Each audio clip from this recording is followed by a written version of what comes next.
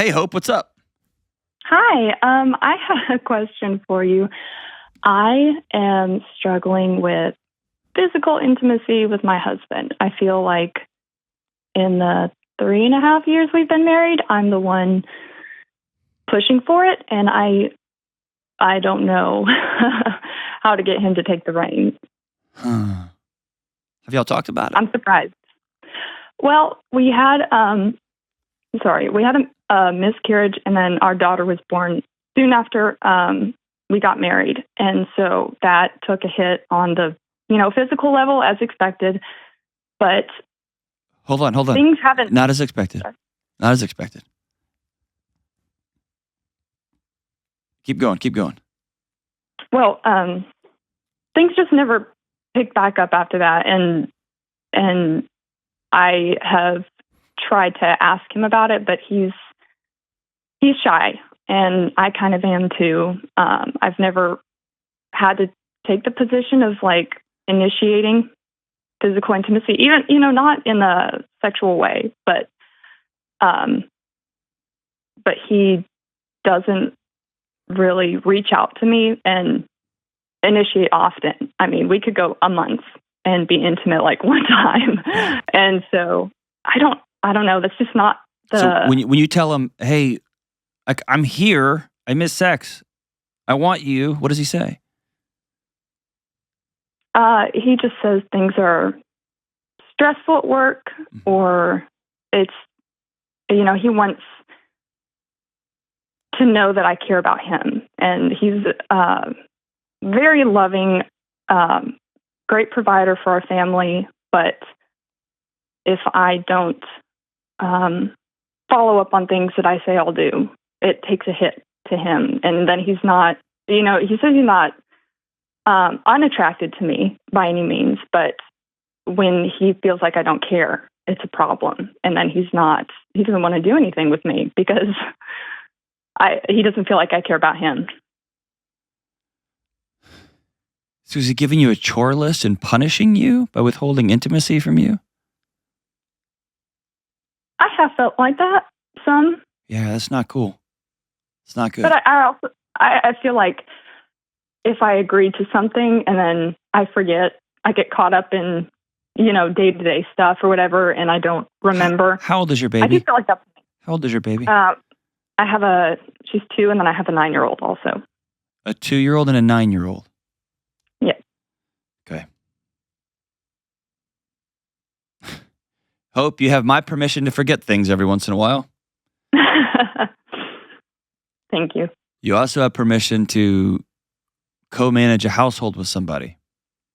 Here's what I found, and it sounds woo-woo, okay? And just know there's going to be people listening to this that roll their eyes. I do think I'm right, but here we go. Okay. I'm going to use this in the reverse. Well, no, you know what? I'm going to leave it here. So, number one, it's a common thing. It's more common than you would think. And if you haven't had this conversation with some of your girlfriends, I've made some social norming, you feeling not crazy, and having them nod at you and be like, yep, been there. It will be good for your soul. This sounds like something you've bottled up and kept as a secret. Is that right? Maybe I'm wrong. No, I have shared it with a couple of my sisters, but I don't have many girlfriends, so other than that, I pretty much sisters keep it have to one myself. job, and that's to kill everybody on your behalf. So they're not always the best. They're not always the best, right? No, I know. Yeah, that's caused some division too. But having some friends, but I've talked to I can't even count how many married couples over the years where the wife kind of talks herself up.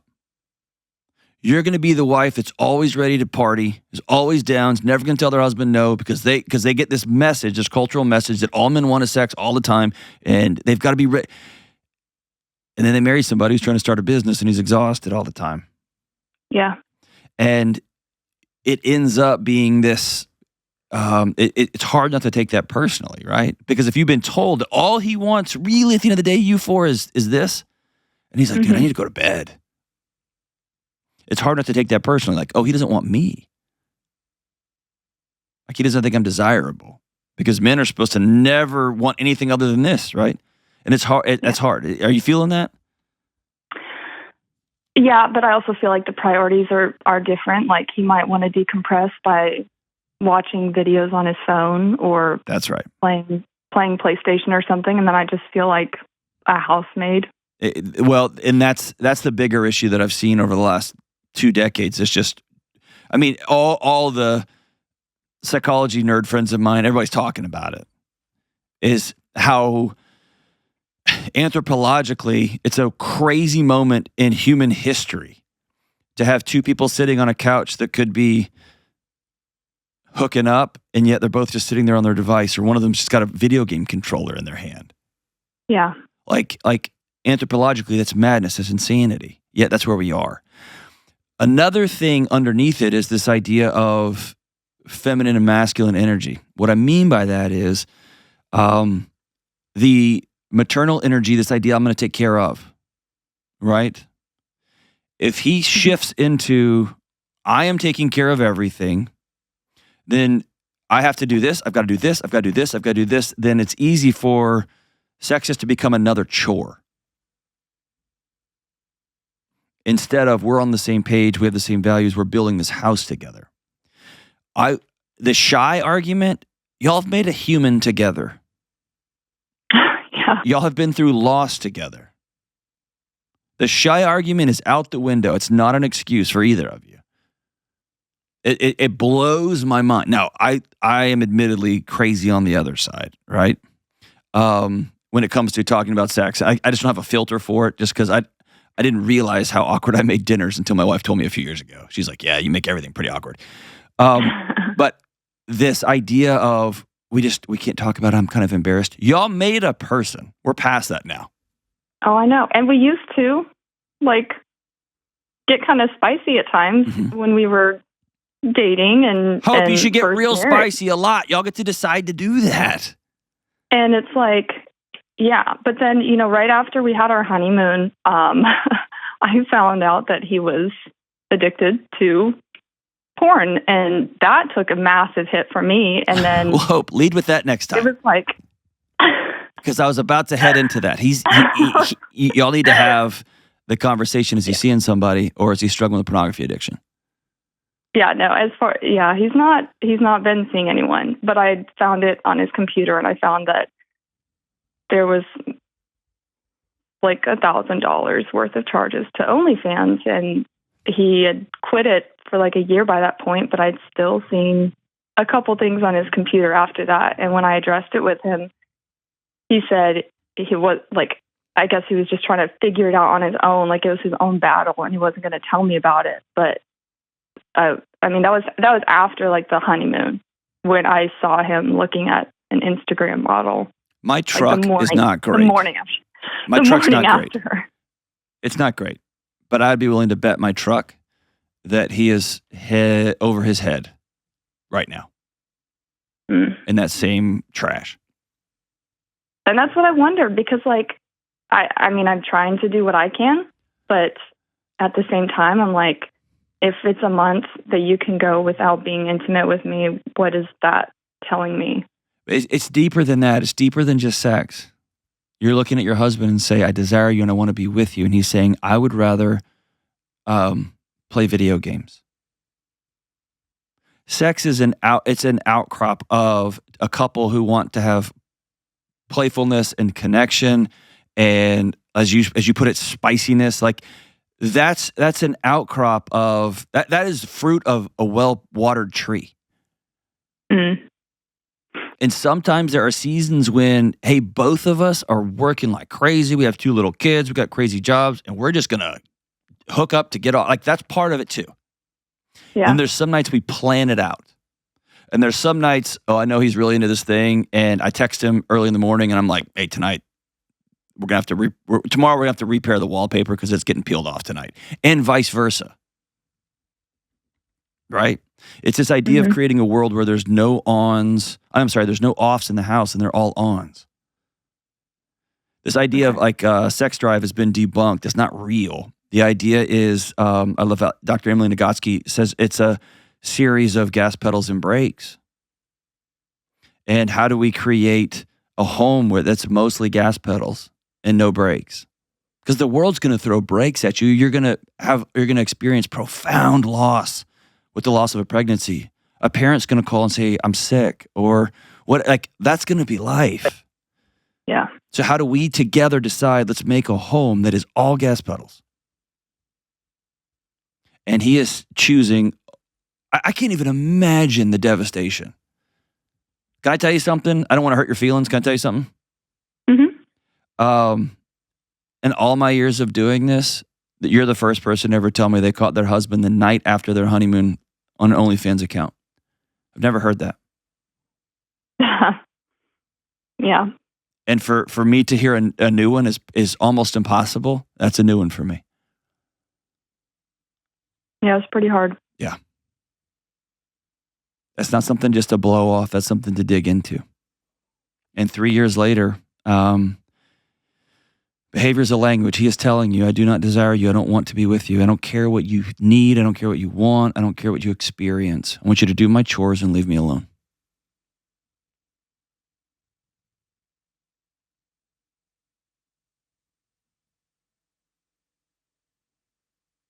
Is that about right? That is how it feels. Yeah. And then Hey, hope. That's you trying to dismiss it. I want you to sit in it for a second. That's not how it feels. That's what it is. Hmm. And I'm not telling couples that they have to have sex more than once a month. That's every couple has to figure that out for themselves. But I'm going to tell any couple that it is abject, stone cold cowardice for someone to choose to die inside their own marriage, to die inside their own house, especially with a partner like you who's willing to have the conversation. It's cowardice.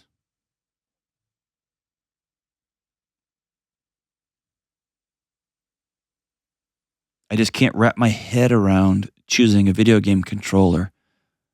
Not over having sex. I can't wrap my head around that, by the way, but I can't wrap my head around choosing a video game controller over looking at my wife and saying, how can I love you today? And I'm not the best husband. Like, make no mistake, dude, I'm a clown. Yeah. Right? So here's the $1 million question. What's the or what? What do you mean? Like, sounds like you've sat down and talked to him. And he's like, well, I'm just really busy. Blows you off. Goes back to his OnlyFans accounts. Well, he told me he deleted them, and I haven't checked since because it was a breach of trust the way that I found out about it, on his part. And so, what are you talking about? What does that mean? I looked on his computer when he was gone. Were y'all married? Yep. That's y'all's computer.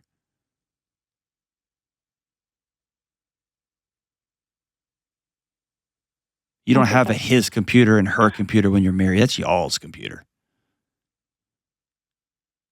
That's y'all's phones that pay into the same phone account. That's y'all's checking account that y'all share together.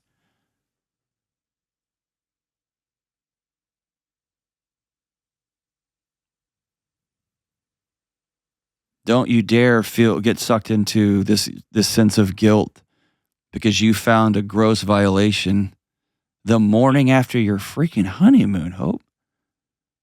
Oh, well, sorry, I don't think I explained that correctly. I found out about it at the end of December this past year. Oh, this year. Okay.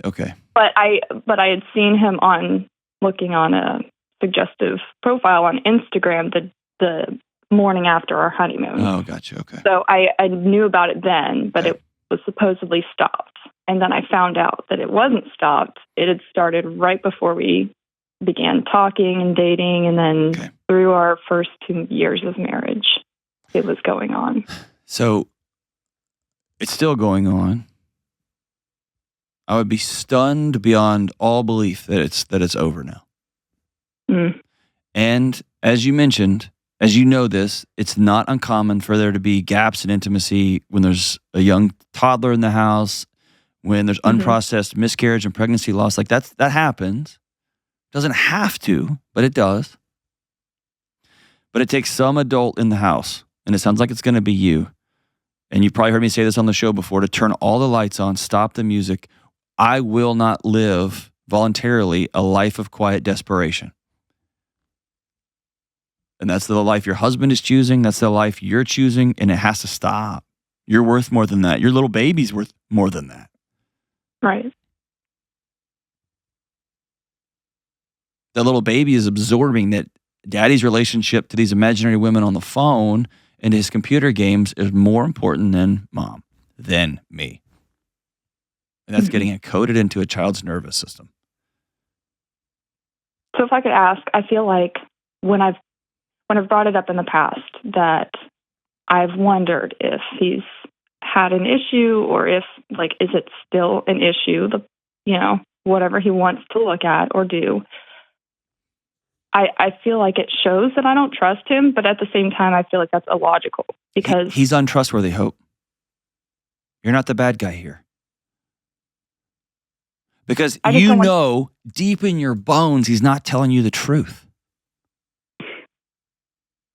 He is not choosing to be intimate with you twice a year or twice every few months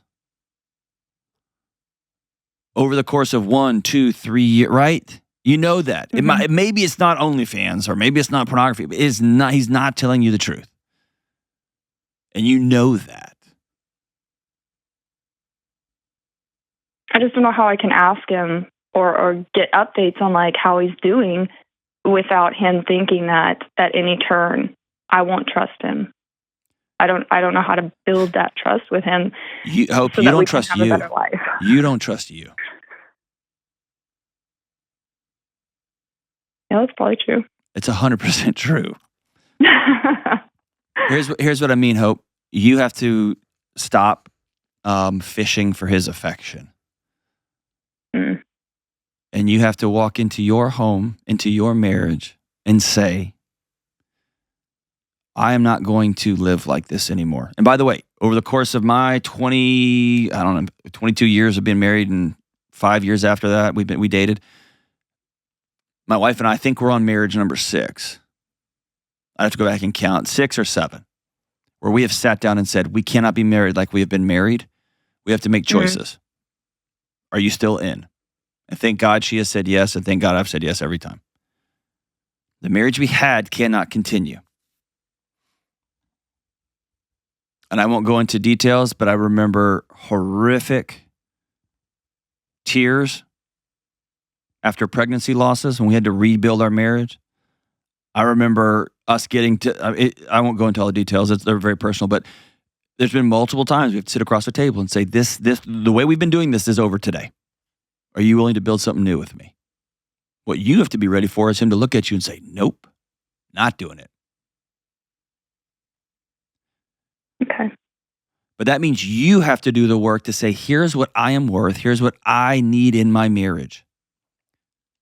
Here's what love looks like for me. Give your husband a roadmap to your heart. And be ready for him to take it and be ready for him to say, I don't really care. Not doing that. You haven't been getting the car oil changed on time. So no sex for you this month. It's ludicrous. It's nonsense, Hope. Yeah. Yeah. From the outside, it is very hard to hear that. I know. But then like in the middle, it feels totally different. But I see what you're saying. And sometimes our feelings don't tell us the truth. All feelings do is just try to keep us safe. Yeah. And can I tell you one more thing? We don't talk about it enough, but when our bodies know we're not safe, everybody knows about fight, everybody knows about flight, everybody knows about freeze. We don't talk a lot about fawn. You know what fawning is? It's the 4th one. Mm-mm. It's nuzzling up really close to the person hurting you. And covering up, trying to affection your way into safety. Wow. It's an unwillingness to see reality for what it is, because reality may cost you everything. Right? Yeah.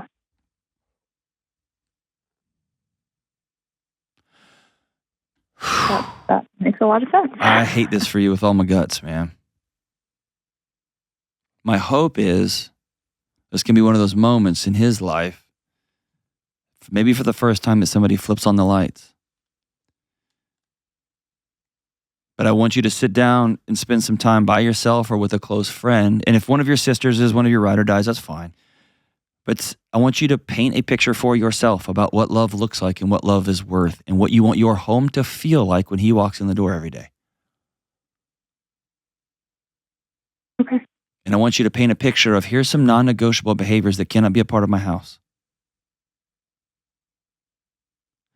That might mean when you walk in the door, you cannot walk past me and get on your phone and sit down there and pick up the game controller. If you need to decompress, swing by the gym. If you need to decompress, come home, go for a walk. If you need to decompress, come give me a hug for 35 seconds and let's just exhale for a bit. But you get to decide that, and he gets to decide that too, if he's going to be in or not. And if he's got some courage, man, I'd love for him to call. I'd love to talk to him and get his side. And by the way, for whatever it's worth, I know this won't make you feel any better, but man, there are millions of couples stuck right in that situation you guys are stuck in. I'm sorry. It's hard.